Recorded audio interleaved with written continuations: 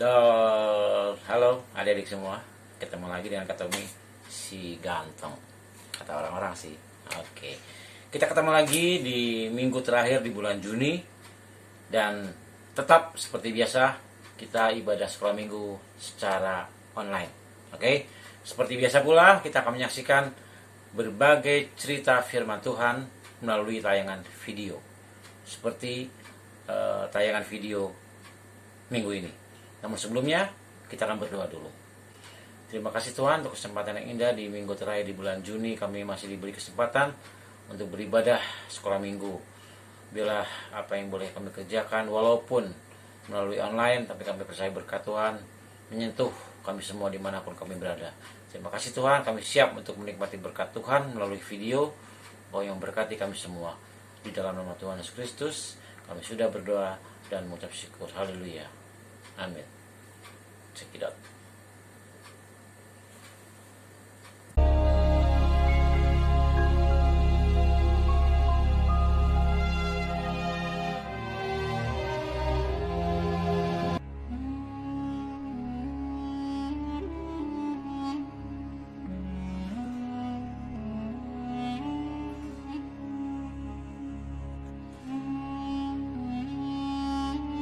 Waktu Yesus sedang lewat, ia melihat seorang yang buta sejak lahirnya. Murid-muridnya bertanya kepadanya, Rabi, siapakah yang berbuat dosa? Orang ini sendiri atau orang tuanya, sehingga ia dilahirkan buta? Jawab Yesus, bukan dia, dan bukan juga orang tuanya. Tetapi karena pekerjaan-pekerjaan Allah harus dinyatakan di dalam dia. Kita harus mengerjakan pekerjaan Dia yang mengutus aku selama masih siang. Akan datang malam, di mana tidak ada seorang pun yang dapat bekerja. Selama aku di dalam dunia, akulah terang dunia. Setelah ia mengatakan semuanya itu, ia meludah ke tanah dan mengaduk ludahnya itu dengan tanah, lalu mengoleskannya pada mata orang buta tadi, dan berkata kepadanya, Pergilah, basuhlah dirimu dalam kolam Siloam. Siloam artinya yang diutus. Maka pergilah orang itu, ia membasuh dirinya. Aku dapat melihat.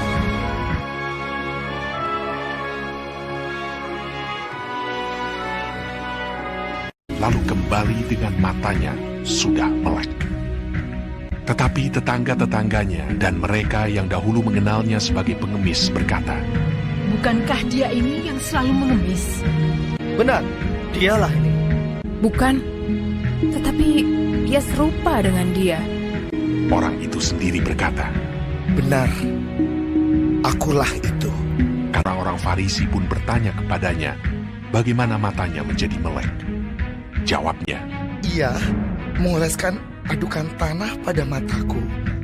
Lalu aku membasuh diriku, dan sekarang aku dapat melihat. Ia adalah seorang nabi.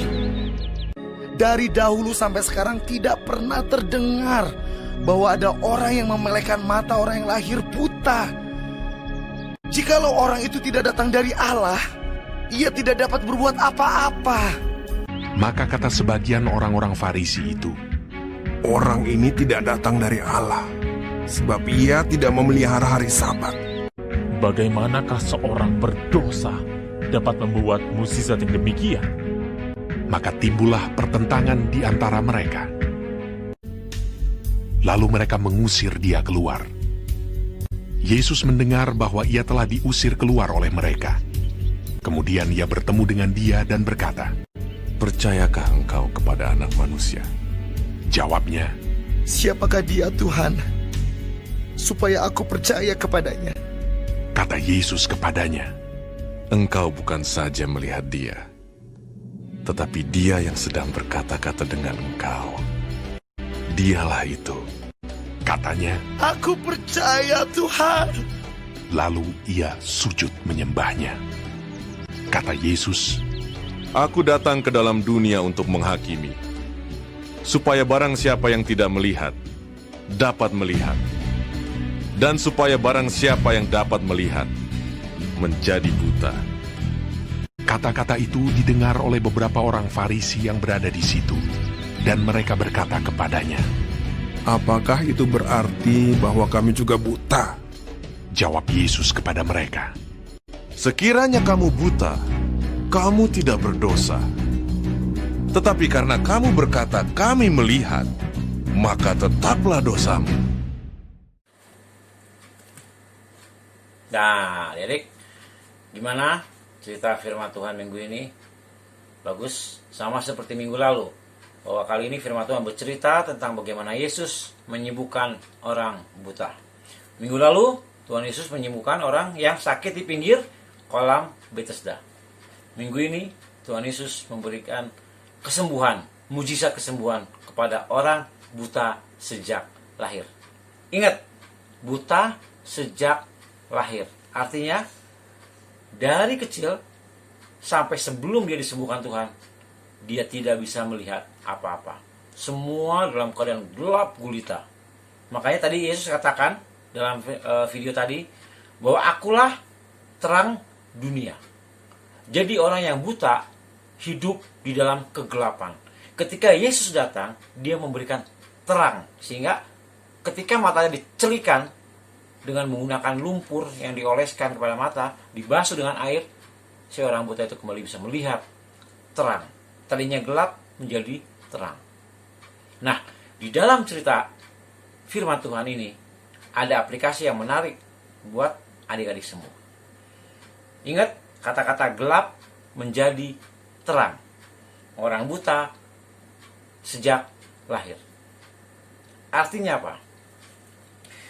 Sebelum adik-adik menjadi anak-anak Tuhan, adik-adik adalah orang-orang yang anak-anak yang liar, tidak mau diatur, bandel, suka berbohong, suka melakukan hal-hal yang tidak berkenan, baik itu kepada Tuhan, kepada orang lain, hal-hal berdosa. Kenapa? Karena adik-adik belum mengenal Tuhan. Dulu, mungkin adik-adik masih kecil, pernah dengar nggak anak kecil masuk ke mall, tiba-tiba mencuri, entah mencuri permen atau mencuri sesuatu. Coba, anak kecil siapa yang ngajarin? Kok tiba-tiba dia bisa mencuri? Artinya apa? Anak kecil sudah mengenal dosa. Kenapa? Dia belum mengenal Tuhan. Anak-anak itu yang berbuat dosa itu masih hidup di dalam kegelapan. Sama seperti orang buta.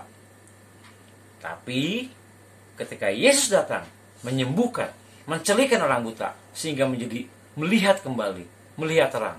Itu sama seperti adik-adik yang tadinya nakal, suka berbohong, melakukan hal-hal yang tidak baik. Setelah mengenal Tuhan Yesus masuk dalam hati adik-adik, menyembuhkan. Adik-adik tidak lagi hidup dalam kegelapan, melihat terang, melihat kebaikan. Yesus menyembuhkan orang buta. Yesus hadir di dalam hati adik-adik, menyembuhkan adik-adik semua menjadi anak-anak yang cinta Tuhan, cinta orang tua, mengasihi sesama, berbuat baik kepada teman-teman. Itu adik-adik sudah disembuhkan dari buta, dari kegelapan menjadi terang. Yesus katakan, akulah terang dunia, memberikan terang kepada yang gelap. Yesus menyembuhkan orang buta. Yesus masuk dalam hati adik-adik, menyembuhkan adik-adik semua menjadi anak-anak yang baik. Ya, menjadi anak-anak yang baik, yang berkenan kepada Tuhan. Ada perubahan hidup. Makanya Yesus hadir di dunia ini sebenarnya apa? Memberikan perubahan dari yang tidak baik menjadi baik. Firman Tuhan memberkati adik-adik semua sehingga menjadi berkat bagi adik-adik dan orang lain.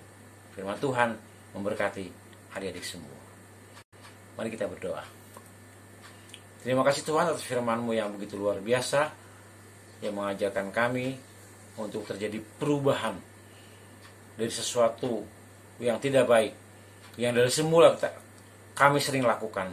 Tapi ketika kami sudah mengenal Tuhan, kami diubahkan menjadi sesuatu yang baik, yang berguna bagi masyarakat, berguna bagi orang lain, bagi sesama, terlebih berguna untuk Tuhan.